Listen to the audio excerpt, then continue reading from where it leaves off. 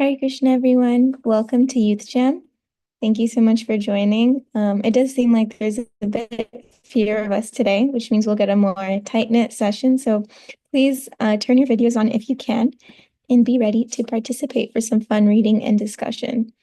So as usual, we're going to start off with the prayer. And the prayer format is, Dear Lordships, if you so desire, please allow blank, like whatever you pray for. And then you end with, thank you for considering our request. So usually we have some nominations for prayers. So if anyone has a nomination, they can throw it in the chat or say it out loud as well.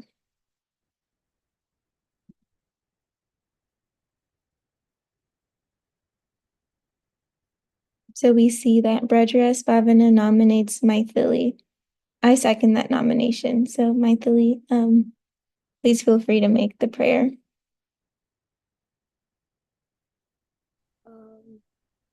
I'm sorry, what do I say? You see in the chat, he sent the format of the prayer, and usually we just like some options for the prayer can be like, oh, please let this UCHM be a success, or whatever you'd like. Okay. Dear Shri Radha Madan Mohan, if you so desire, please, I pray that today's youth jam is a success. Please consider our humble request. Thank you so much, Maithili. That's a great start to our program. So now we will go ahead. We're still doing chapter 7 of the Bhagavad Gita. So we'll get our chad done for the day. So the verses will shortly be up on the screen, and I will be saying them, and you all can repeat along with me behind your muted microphones.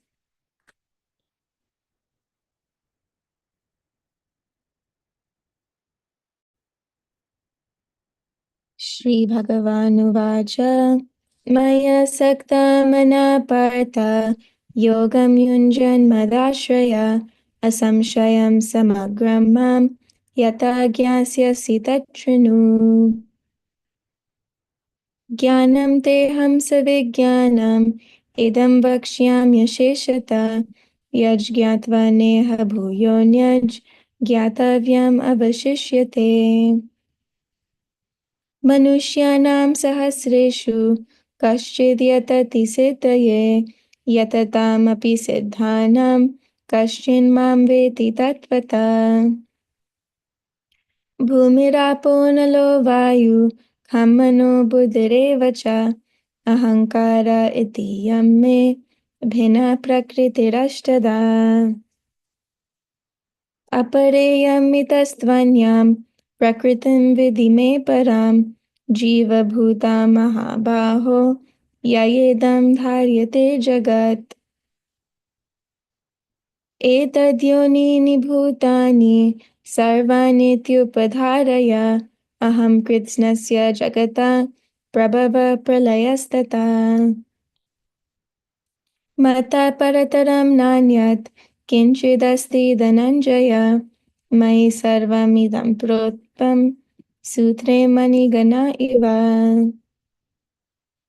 रसोऽहम् अप्सु कौन्तेय प्रभास्मि शशिसूर्ययो प्रणवः सर्ववेदेषु शब्दखे पौरुषं नृषु पुण्यो गन्धः पृथिव्यां च तेजश्चास्मि विभावसौ जीवानां सर्वभूतेषु तपश्चास्मि तपस्विषु बीजमं सर्वभूतानां विधि पार्थ सनातनं बुद्धिर्बुद्धिमतामस्मि तेजस्तेजस्विनामहम् बलं बलवतां चाहं कामरागविवर्जितं धर्मविरुद्धो भूतेषु कामोऽस्मि भरतर्षभ ये चैव सात्विका भावा राजसास्तामसाश्च ये मत एवेति तान् विद्धि न त्वहं तेषु ते मयि त्रिभिर्गुणमयैर्भावैर् सर्वमिदं जगत् मोहितं नाभिजानाति मामेभ्यः परमव्ययम् दैवी हि एष गुणमयी मम माया दुरत्यया मामेव ये प्रपद्यन्ते मायामेतां तरन्ति ते न मां दुष्कृतिनो मूढा प्रपद्यन्ते नराधमा मायया परितज्ञान आसुरं भावम् आश्रिता चतुर्विधा भजन्ते मां जनः सुकृतिनोऽर्जुन आर्तो जिज्ञासुरार्तार्ति ज्ञानी च भरतर्षभ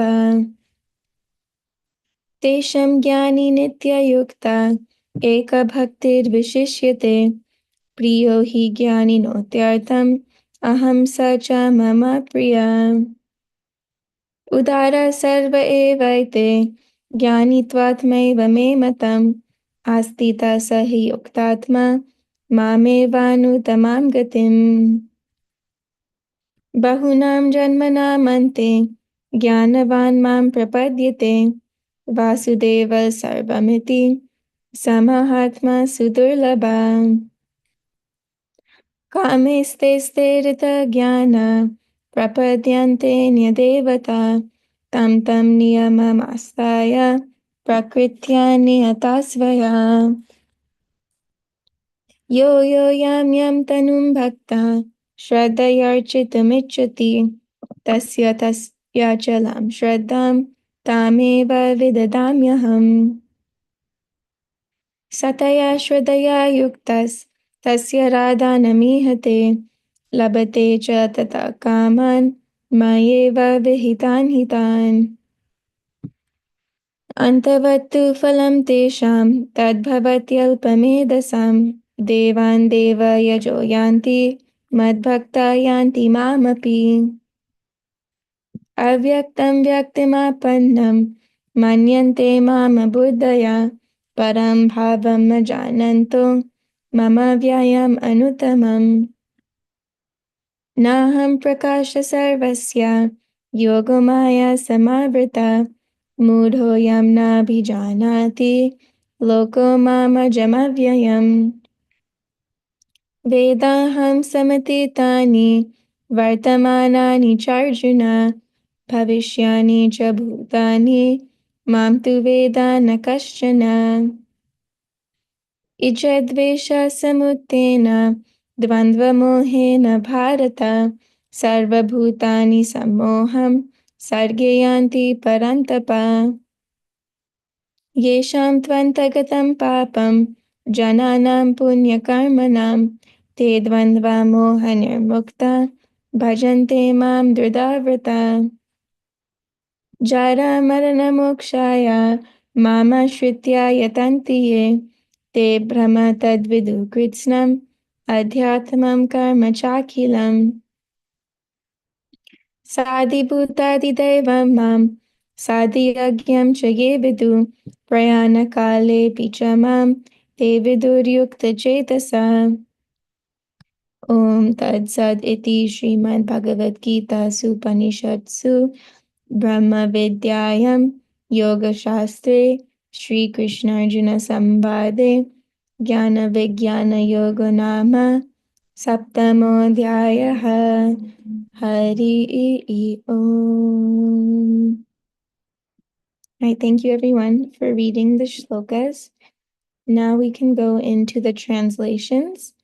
And since there's just a couple of us, maybe all of us can read 5, if assuming everyone can participate. So I can go first.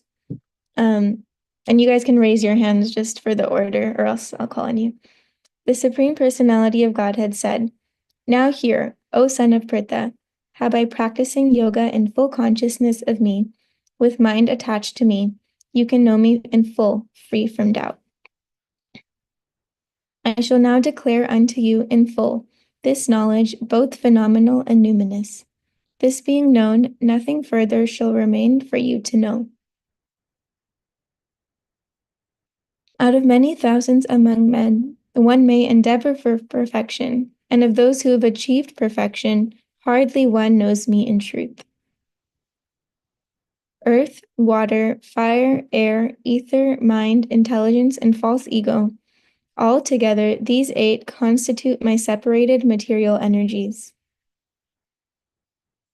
Besides these, O mighty armed Arjuna, there is another superior energy of mine, which comprises the living entities who are exploiting the resources of this material inferior nature.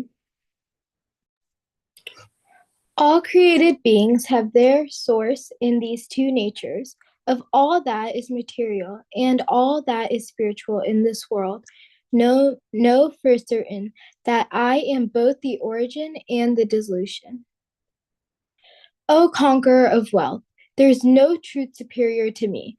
Everything rests upon me as pearls are strung on a thread.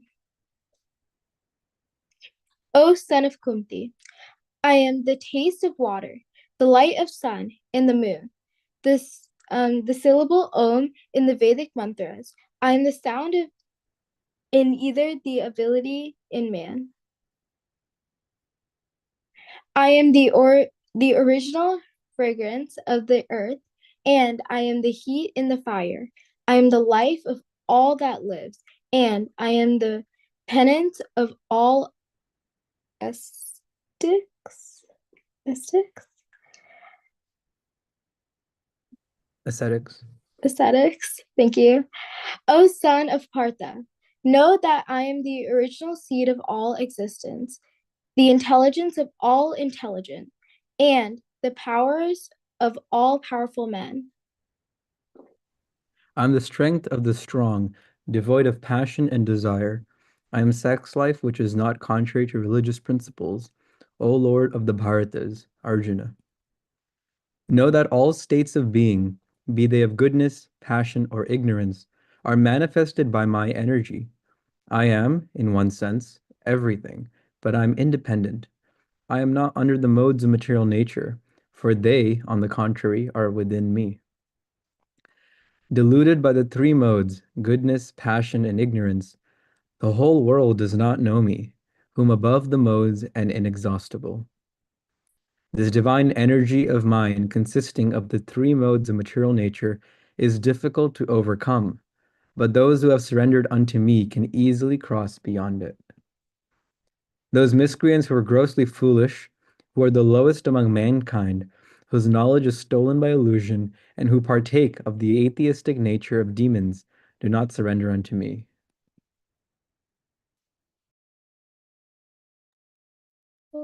O best among Bharatas, 4 kinds of pious men begin to render devotional service unto me: the distressed, the desire of wealth, the inquisitive, and he who is searching for knowledge of the absolute.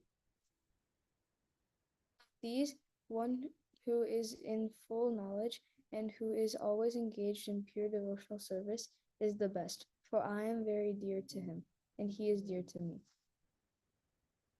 All these devotees are undoubtedly magnanimous souls, but he who is situated in knowledge of me, I consider to be just like my own self.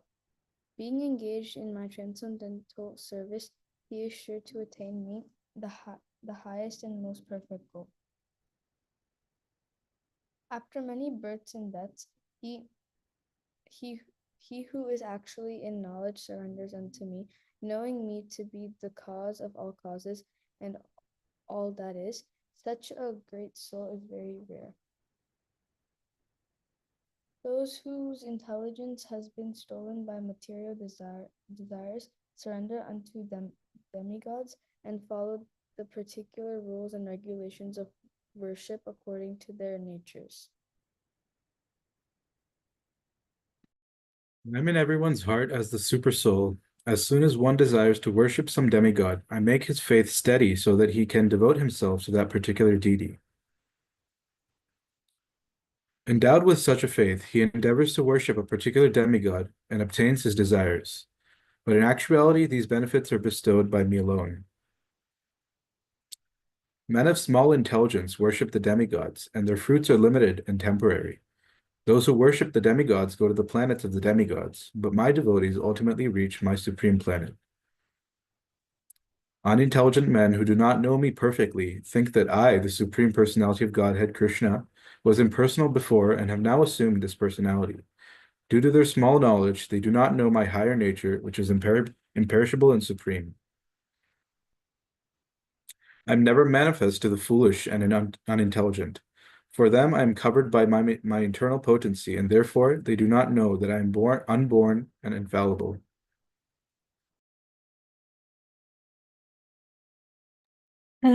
Next, Avyan or Sina. I think Sina just joined. Are either of you able to read the last few?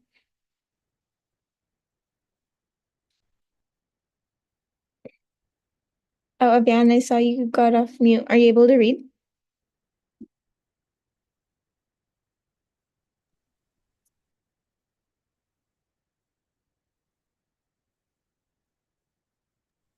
O Arjuna, as the Supreme Personality of Godhead, I know everything that has happened in the past, all that is happened in the present, and all things that are yet to come. I also know all living entities, but me no one knows. O sign of Bharata, O conqueror of the foe, all living entities are born into delusion, bewildered by dualities arising from desire and hate.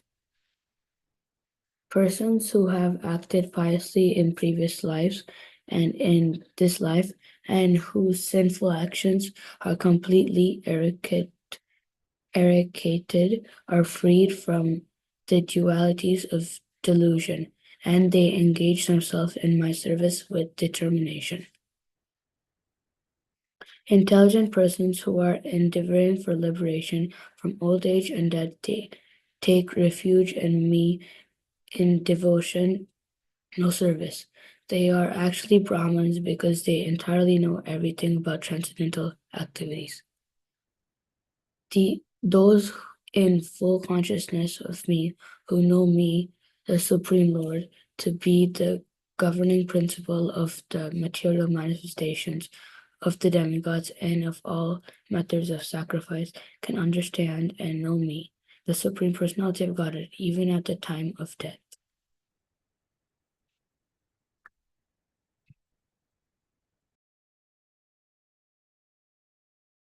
Okay, thank you so much for reading. Now we can read one quick purport from the 7th chapter. Last time we read the first two, so this time we can read the third one together. So whoever wants to read the translation or purport, please raise your hands. How many paragraphs are there?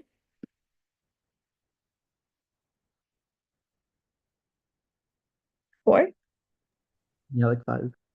Okay. Perfect. Maithili, you can go ahead. And then make sure to pay attention so maybe we can share some thoughts afterwards. Translation. Out of many thousands among men, one may endeavor for perfection, and of those who have achieved perfection, hardly one knows me in truth. Purport. There are various grades of men, and out of many thousands, one may be sufficiently interested in my transcendental realization to try to know what is the self, what is the body, and what is the absolute truth. Generally, mankind is simply engaged in the animal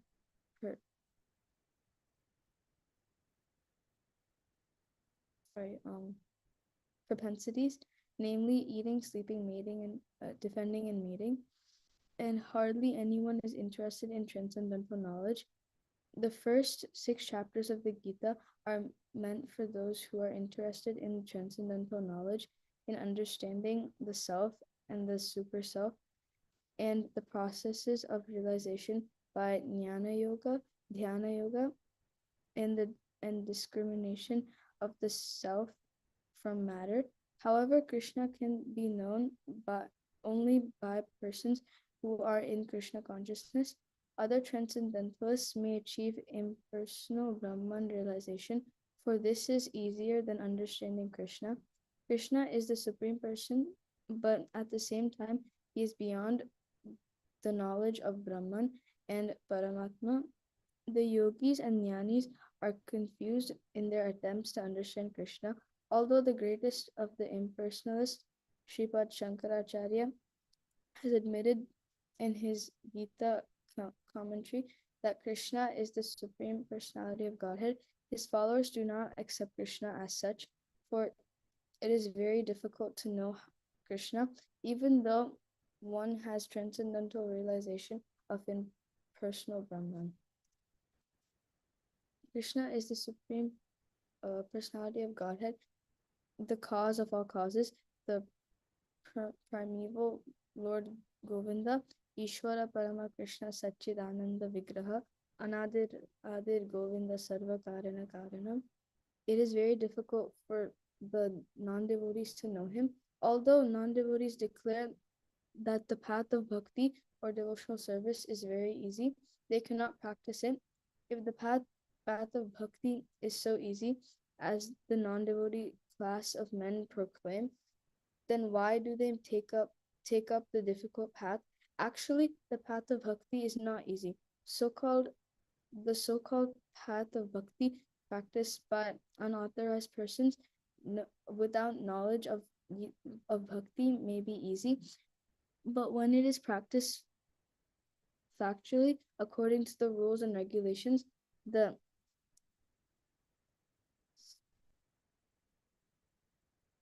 speculative scholars and philosophers fall away from the path. Srila Rupa Goswami writes in his Bhakti Rasamrit Sindhu, Shruti Smriti Puranadi. Oh, sorry. Wait, let me this. You got it. That was right how you said it initially. Pancharatra. Wait. Would you want me to read it instead? Would that be Yeah, easier? yeah. Okay, for sure. Shruti Smriti Puranadi Pancharatra Vidim Vina Aikantiki Harir Bhaktir Utpataye Vakalpate. And you can go ahead and finish the rest. Sorry. Devotional service of the Lord that ignores the authorized Vedic scriptures like the Upanishads, Puranas, and Narada Pancharatra is simply an unnecessary disturbance in society. It is not possible for the Brahman realized impersonalist or the Paramatma realized yogi to understand Krishna, the Supreme Personality of Godhead, as the son of Mother Yashoda or the charioteer of Arjuna. Even the great demigods are sometimes confused about Krishna. Muyanti Yatsuraya, Mam tu Vedana Kashchana. No one knows me as I am. The Lord says, and if one does know him, then sa Mahatma Sudurlabha, such a great soul is very rare.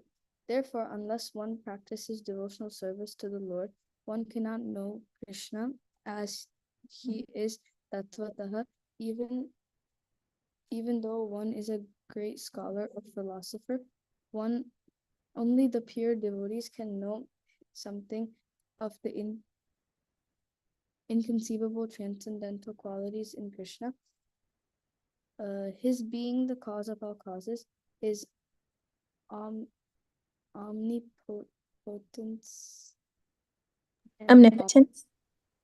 omnipotence and opulence, and his wealth, fame, strength, beauty, knowledge, and renunciation. Because Krishna is benevolently inclined benevolently inclined to his devotees, he is the last word in Brahman realization, and the devotees alone can realize him as he is. Therefore, it is said, Ata Shri Krishna Namadi Na Bhaved Grayam Indriyai Sevon Mukhe Hi Jivado Svayameva Sfurat Yada.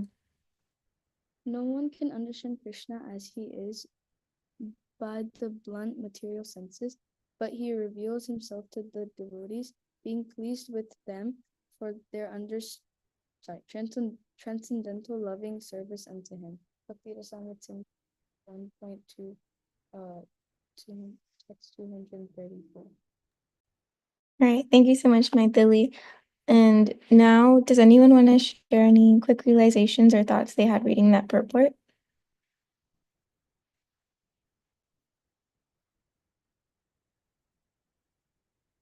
Rajras Bhavana?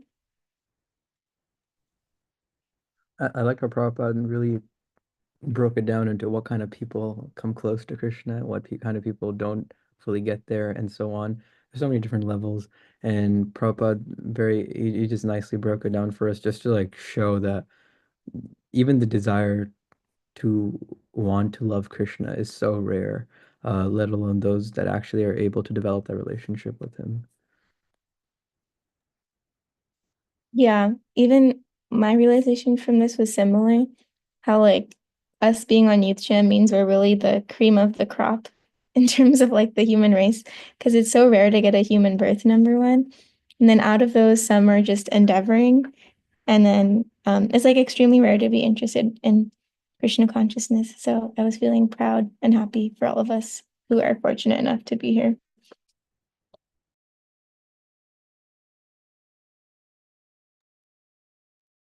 Anyone else have anything, or else we can move into the next portion of the program. All right, let's go ahead with Mangala Charan. Rajras Bhavani, will you? Because tomorrow is Nityananda Chaturdashi, at least on the West Coast, and I think day after tomorrow is Nityananda Chaturdashi on the East Coast, or maybe it's tomorrow, I'm forgetting. We're gonna just read a little bit of Chaitanya Charitamrita. So these are the first 21 verses of the entire book, and this is the Mangala Charan, where the author Krishnadas Kaviraj he offers his prayers and respects to various different deities and gurus and so on. So it's a really sweet prayer. And so we'll do this, and then we'll also, I think we'll read the translations as well. So feel free to follow along behind your muted mics. We've done this a couple of times in UTM, but it's sometimes there's different kinds of meters and verses. So I'll go slowly. Vande Gurun Isha Bhaktan Ishamishavataryakan Tat Prakasham Tatat Shakti Krishna Chaitanya Samyakam Vande Shri Krishna Chaitanya Nityanando Sahodito Gaudodaye Pushpavanto Chitro Shando Tamonudau Yadadvaitam Brahmopanishadi tad apyasya tanubha ya atmantaryami purusha iti syosham sa vibhava shadaishwarye purno yaiha bhagavan sa swayamayam na chaitanyat krishna jagati paratatvam paramiha Anarpita charim chirat karunayavatirna kalau samarpayitum unnatojvala rasam swabhakti shriyam Hari purata sundara dyuti kadamba sandipita sada hridaya kandare sfuratu va sachinandana Radha Krishna pranaya vikritir Hladini Shaktirasmad Ekatmanav api bhuvi pura deha bhedam gatauto Chaitanyakyam prakatam adhuna Tadvayam chaikyamaptam Radha bhava dyuti suvalitam Nomi Krishna swarupam Shri Radhaya pranaya mahima Kidrisho vanayaiva Swadhyo yenad bhuta madhurima Kidrisho va madhiya Saukhyam chasya mad anubhavata Kidrisham veti lobhat Tad bhavadhya samajani Shachi garbha sindho harindu Sankarshana karanatoya shayi गर्भोदशायी च पयोब्धिशायी शेषश्च यस्यां शकलास नित्या नन्दाख्य राम शरणं ममास्तु मायातीते व्यापि वैकुण्ठलोके पूर्णैश्वर्ये श्रीचतुर्व्यूहमध्ये रूपं यस्योद्भाति सङ्कर्षणाख्यं तं श्रीनित्यानन्दरामं प्रपद्ये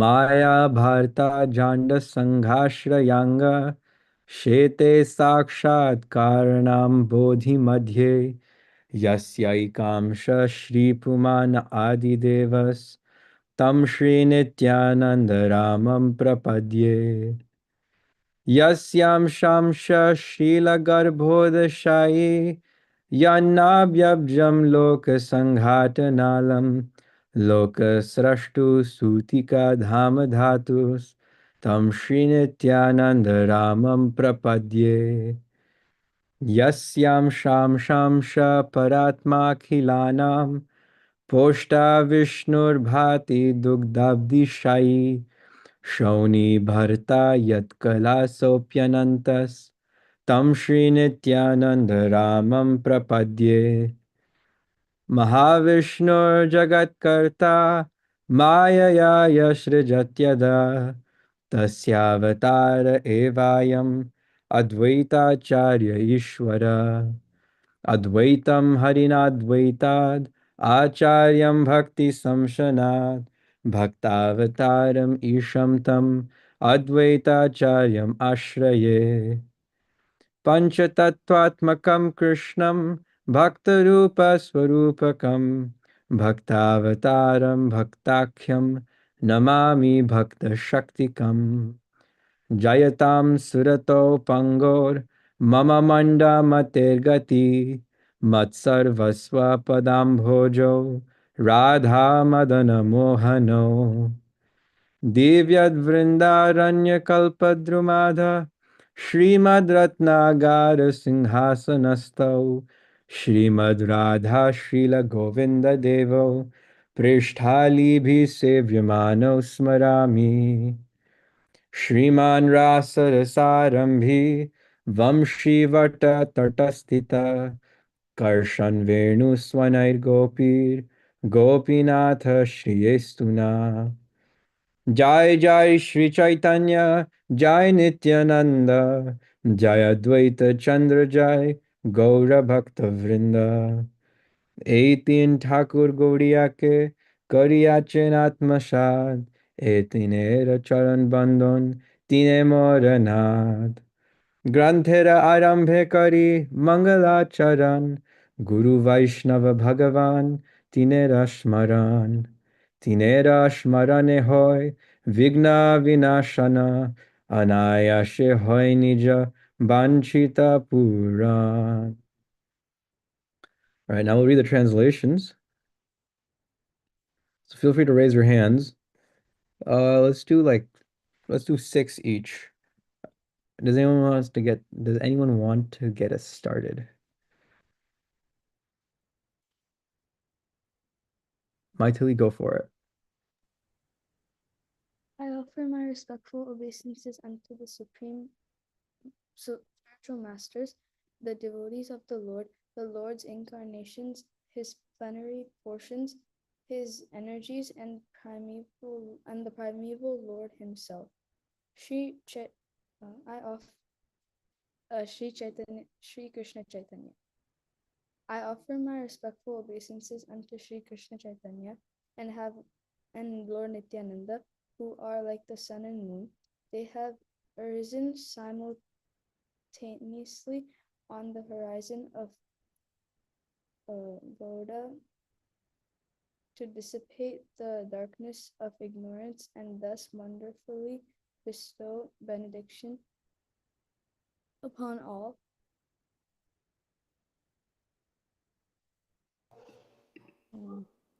What the Upanishads describe as the impersonal Brahman is but the effulgence of his body, and the Lord known as the Supersoul is but his localized plenary portion. Lord Chaitanya is the Supreme Mommy, Personality of Godhead. can I have mango lassi?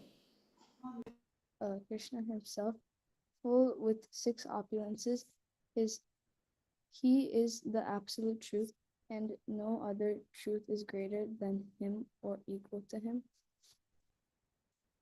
May the Supreme Lord, who is known as the son of Srimati Sachi Devi, be transcendently situated in the nearmost chambers of your heart, resplendent with the radiance of molten gold. He has appeared in the age of Kali, and his causeless mercy to bestow what no incarnation has ever offered before, the most sublime and radiant mellow of devotional service, the mellow of conjugal love. The loving affairs of Sri Radha and Krishna are transcendental manifestations of the Lord's internal pleasure-giving potency. Although Radha and Krishna are one in their identity, previously they separated themselves. Now these two transcendental identities have become united in the form of Krishna Chaitanya. I bow down to him who has manifested himself with the sentiment and complexion of Srimati Radharani, although he is Krishna himself.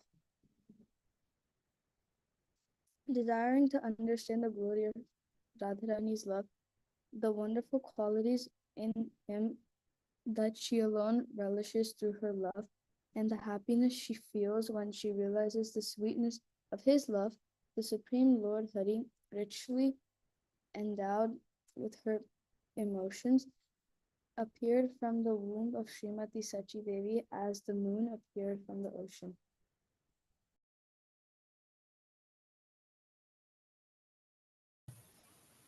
May Sri Nityananda Ram be the object of my constant remembrance. Sankarshana, Sheshanaga, and the Vishnus who lie on the Karna ocean, Garbha ocean, the ocean of milk are his plenary portions, and the portions of his plenary portions.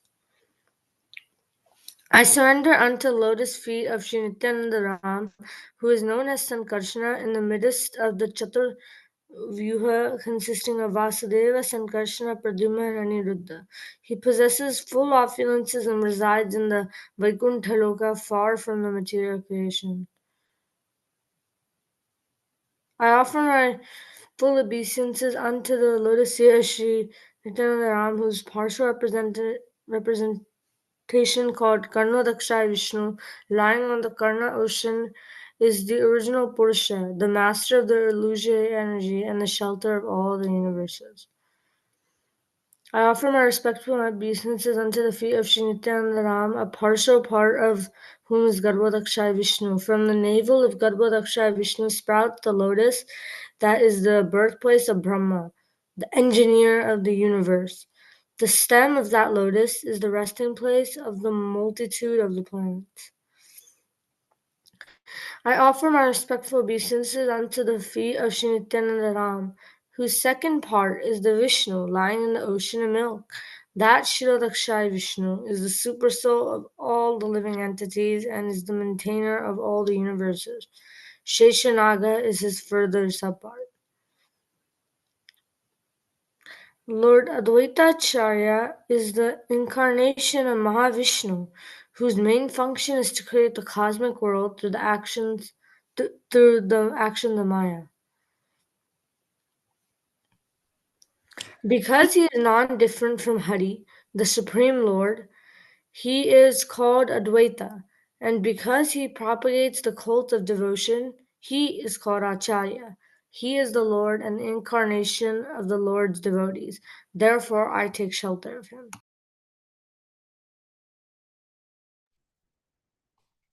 I offer my obeisances unto the Supreme Lord Krishna, who is non-different from his features as a devotee. Devotional incarnation, devotional manifestation, pure devotee, and devotional energy. Glory to the all-merciful Radha and Madana Mohana. I am lame and ill-advised, yet they are my directors, and their lotus feet are everything to me. In a temple of jewels in Vrindavan, underneath a desire tree, Sri Sri Radha Govinda, served by their most confidential associates, sit upon the effulgent throne. I offer my humble obeisances unto them. Sri Sri Gopinath, who originated the transcendental mellow of the rasa dance, stands on the shore in Vamsivata and attracts the attention of the cowherd damsels with the sound of his celebrated flute. May they always confer upon us their benedictions. Glory to Sri Chaitanya and Nityananda. Glory to Advaita Chandra. And glory to all the devotees of Sri Gora, Lord Chaitanya. Can we have one more reader for the last three? Navya, you haven't gone yet. Are you comfortable to read? Okay. Go for it. These three deities of Vrindavana, Madan Mohana, Govinda, and Gopinatha, have absorbed the heart and soul of the Gaudiya Vaishnavas, followers of Lord Chaitanya. I worship their lotus feet, for they are the lords of my heart. In the beginning of this narration, simply by remembering the spiritual master, the devotees of the Lord, and the personality of Godhead, I have invoked their benedictions. Such remembrance destroys all difficulties and very easily enables one to fulfill his own desires. Thank you, Navya, for reading. It's so wonderful that we're able to read Chaitanya Charitamrita just before Nityananda Tirayodasi and remember him and his pastimes. Is anyone doing anything special for Nityananda Tirayodasi, whether it's tomorrow or the day after? Saina, what are you up to? There's going to be a program in our temple with Abhishek and stuff, so I'll be attending that. Oh, you'll be attending that. Is this, how many Nityananda Tirayodasi have you been to before? I think like 4. So this is gonna be your fifth one. I see. Yeah. Anyone else want to share what they will be up to? Or what they might be doing at home for their own deities, or whether you're going to the temple? Maithili, do you want to share?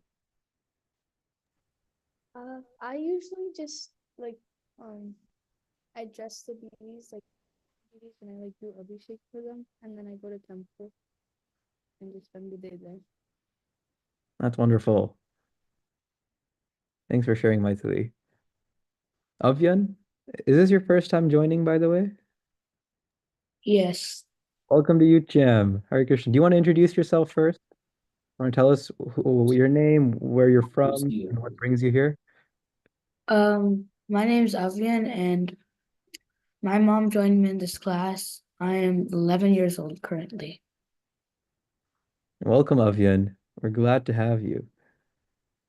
Are you doing anything special for Nityananda Tirayodasi? Where are you from? I'm from Oklahoma. Whoa, that's good. I think you were the first person from Oklahoma to join Youth Jam. Welcome. I usually just do Abhishek for my deities and probably just cook some thing for them. That's wonderful. Is there a temple in Oklahoma that you go to? We're making one right now, but Making one right now. Whoa. Are you in Oklahoma City? close by. Close by? We're very lucky to have you, Avyan. Hare Krishna Rahini, is this also your first time joining? Yeah. Hare Krishna, welcome. Where are you from? Fremont. Oh, you're from Fremont. Hare Krishna. Krishna. Do you want to introduce yourself real quick for everyone here? I'm Rahimi, and I'm in 5th grade. Hare Krishna. Welcome to Youth Jam, Rahini. Are you doing anything special tomorrow? Are you going to come to the temple with all of us? Yeah. I'll see you there. All right, we can move on. Actually, let me stop screen share. We can move on now to the Srila Prabhupada Lilamrita reading. Chaitanya, do you want to lead us there? Sure. Very well. We will resume our reading from chapter 6 of Srila Prabhupada Lilamrita. There's on the screen. So, as usual, we will take turns reading through however much we get through today. We only have about 20 more minutes, I'll say. So let's do 3 paragraphs per person. Can we do that? All right. I'll get us started and everyone else can raise their hands and follow along. When the directors of the Mahatma Gandhi Memorial National Fund invited suggestions on how to commemorate Gandhi's life and work, Abhay wrote to them and simultaneously to Vallabhbhai Patel, India's Deputy Prime Minister, proposing the Gandhian way to use the funds. Gandhi's whole life was dedicated to the service of humanity at large with special interest for raising the moral standard. His later activities showed that he was equal to everyone, and all the people of the world knew him more as a spiritual leader than a mere politician. Devotion to Godhead was his ultimate aim, and when I say that his sacred memory should be perpetrated not in the ordinary way but in the Gandhian way, I mean that fitting respects to his memory will be done in the following manner.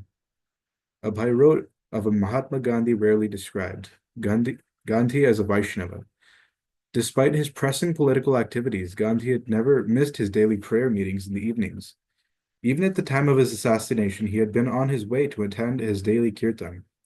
Abhay stressed that it was because of Gandhi's regular participation in congregational prayer that he had been strong in his work to raise the moral standard of humanity. Gandhiji minus his spiritual activities, Abhay wrote, is the ordinary politician. But actually, he was a saint amongst the statesmen.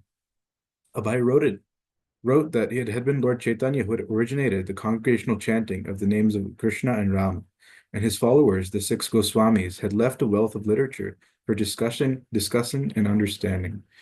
The Memorial Fund Board should take this lesson from Mahatmaji's practical life and develop it on a large scale. Therefore, one fitting memorial to Mahatma Gandhi would be to institute daily congregational reading from the Bhagavad Gita. When people's spiritual instincts were kindled by daily prayer meetings, then they would develop their highest qualities in their character.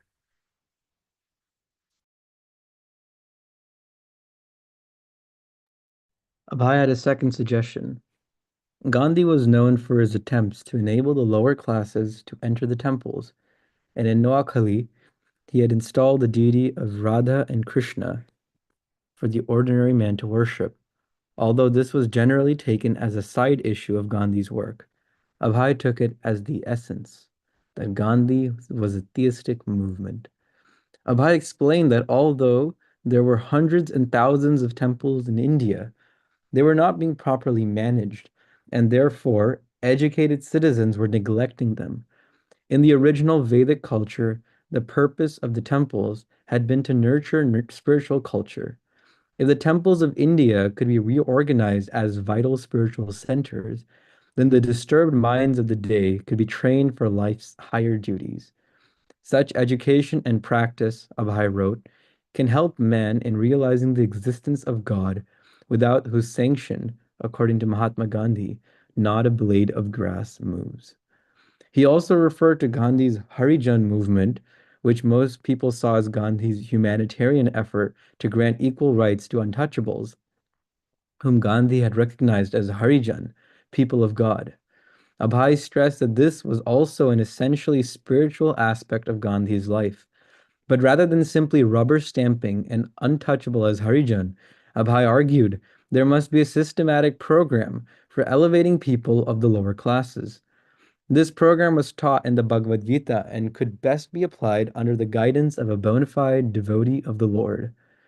Abhay volunteered to take up the work on behalf of the Memorial Board. If the board, in attempting to commemorate Gandhi's efforts and accomplishments, neglected the essential spiritual aspects of Gandhi's life, Abhay warned, his memory will soon be dead, as has been the lot of other politicians. Perhaps they saw Abhay as another opportunist, seeking money, or as a sectarian religionist, but Abhay saw himself as a lowly servant of Srila Bhaktisiddhanta Saraswati. Seeing certain Vaishnav qualities in the character of Mahatma Gandhi, Abhay took the opportunity to introduce his spiritual master's message to the world, and by doing so, he paid tribute to Mahatma Gandhi, praising him as a great devotee interested in kirtan, temple worship, and elevating unfortunates to become people of God. Thank you, Brother Russ. Saina, you can continue. While on business in Madurai in South India, Abhay showed some of his writings to Muthuswami Chetty, another medical salesman. Mr. Chetty was impressed and felt he could persuade his wealth friend, Dr. Alagappa, the famous Birla of the South, to finance the printing. In April of 1948, Mr. Chetty wrote to Abhay, saying that he had been prompted to help Abhay for something God has meant. He asked Abhay Charan to send him the complete Gita Upanishad manuscript so that he could present it to Dr. Alagappa in Madras. Mr. Chetty had already written Dr. Alagappa about the first work, Gita Upanishad, to cover 1,200 pages of royal size. He had urged him to publish it for the benefit of the religiously minded people. He had also mentioned that Abhay had been trying to publish the book since 1946.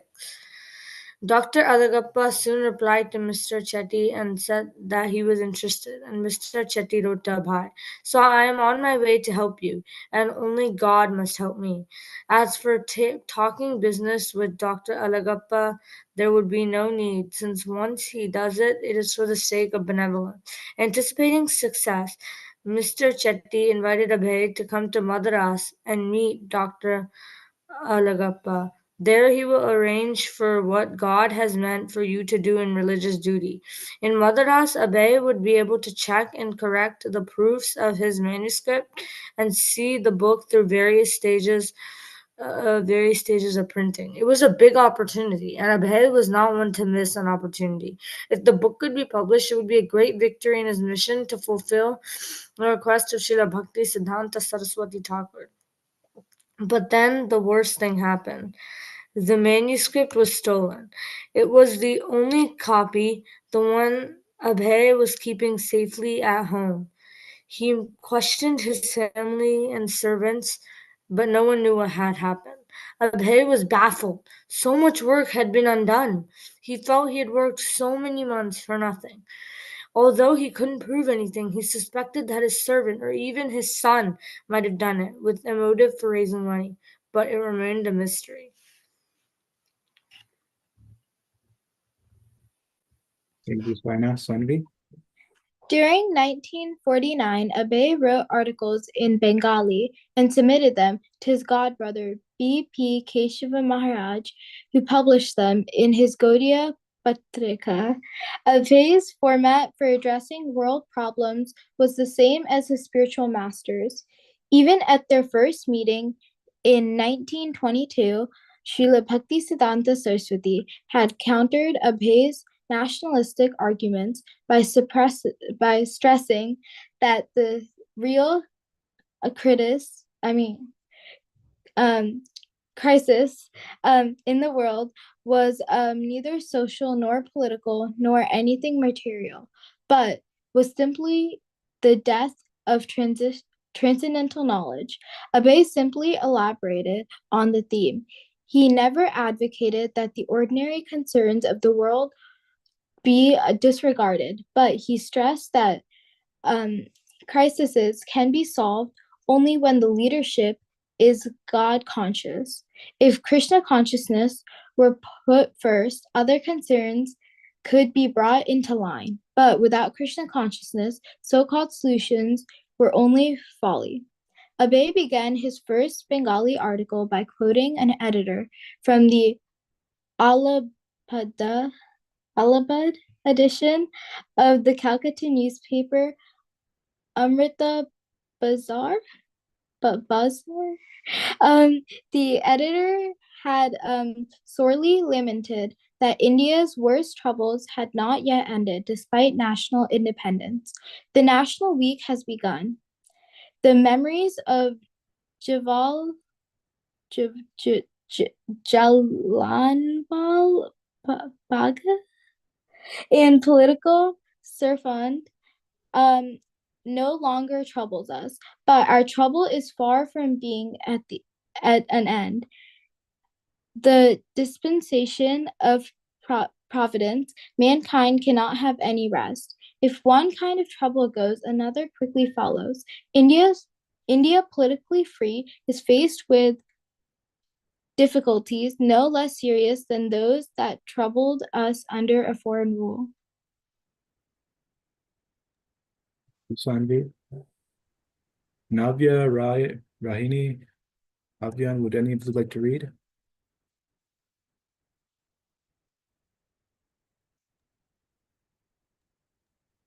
Rahini, go for it. Okay. I think it's not okay. Abay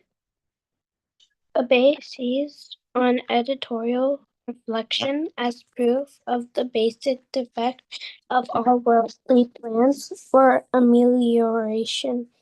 He pointed out that although India had been subjugated by foreign rulers since the time of Muhammad Ghori, AD 1050, India prior to that had never been subjugated. In those days, India had been a God-conscious nation.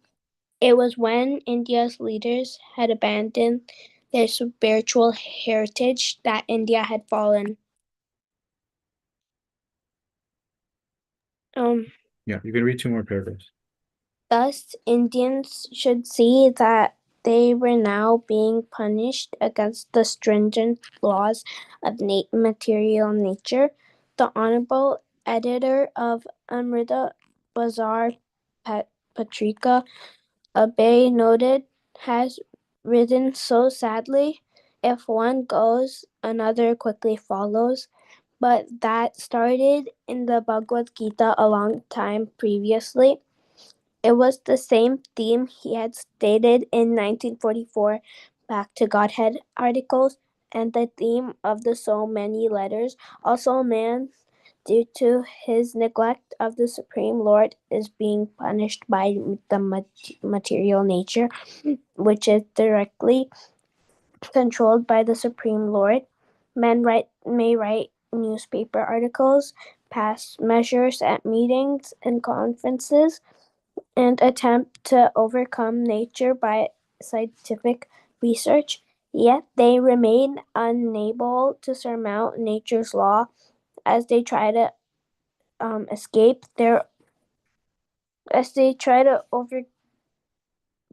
attempt to overcome nature by scientific research. They will remain unable to surmount nature's law as they try to escape their punishments.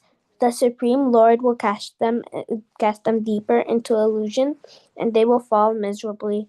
Abhay quoted an appropriate Bengali saying, "I was trying to make a statue of Shiva, but I ended up making a monkey."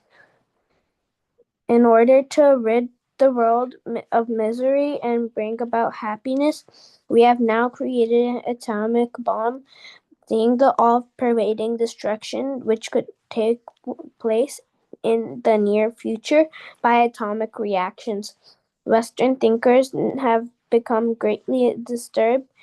Some people try to give consolation, saying that we will only use this atomic energy to bring happiness in the world.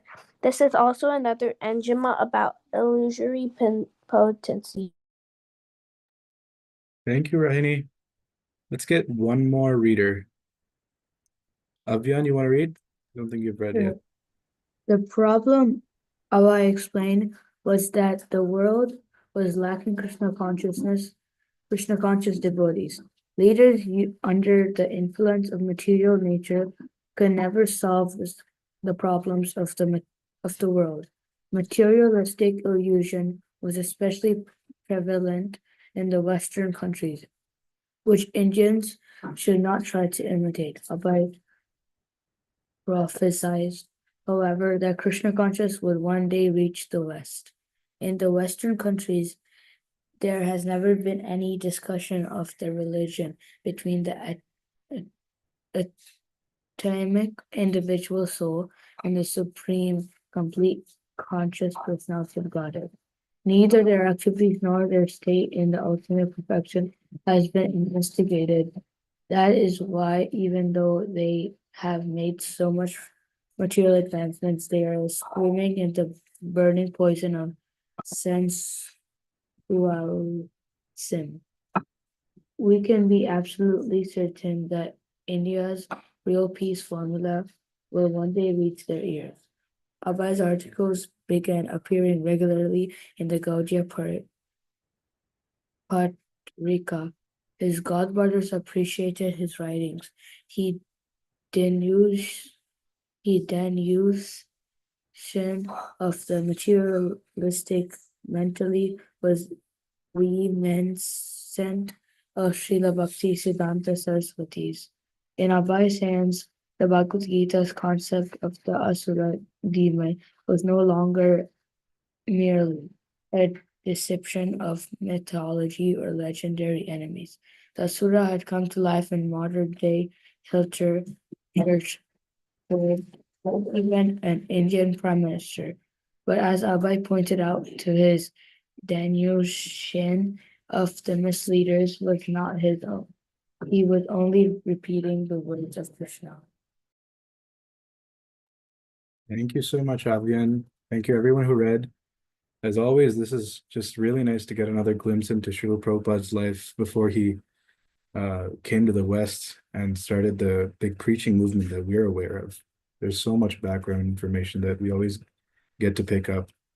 And yeah, now we can have a small discussion if anyone's willing to share anything they've taken away from any of this program or anything they had experienced this week, anything going on this weekend other than the festivals that we have. This is super weekend, by the way.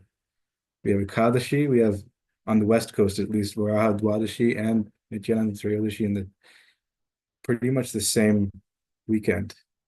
Nice. Anyone doing anything else or having had any realizations, reflections from the week? Yeah, Brajas. This is a very interesting section of the Prabhupada Lilamrita that we read because it was talking about how Prabhupada's book got stolen. And I was just thinking about how unfair that must feel for, at least if I was like, of course, I'm never going to be in that situation, but if I was in that situation where I had written like the translation to the Bhagavad Gita, uh, and I was like, I'm finally doing something for my Guru Maharaj, and then bam, it's just stolen, and like probably by my son or my servant. It's just so demoralizing. And I was just thinking how at like to some level, Krishna consciousness is very individual as well, where it's almost like we have to we're doing it as service for ourselves, for our own purification first.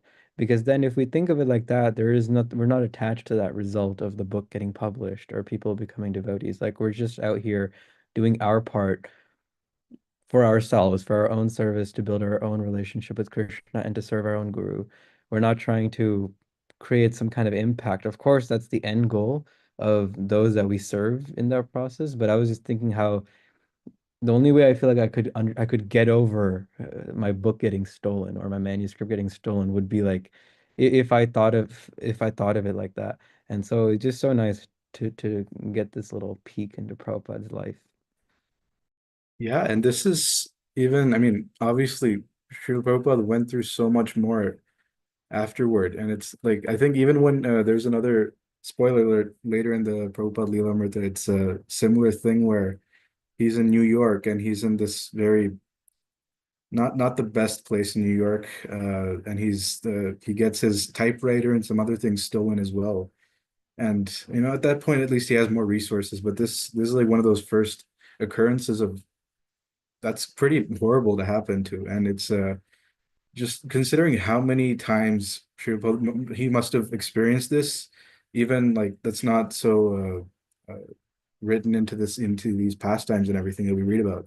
So many such occurrences must have happened, and he just still went through all of that and did as much as he could. He accomplished that we know of. It's truly amazing, and I can never really get over that. So yeah, thank you for bringing that up. Anyone else have any other reflections or things they'd like to share?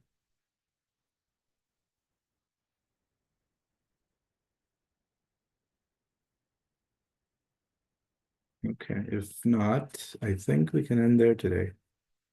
So thank you so much, everyone, for joining. Prajwas, do you have anything else? All right. Well, happy Ekadashi / Dwadashi, Varhadwadashi / Nityananda Trayodashi.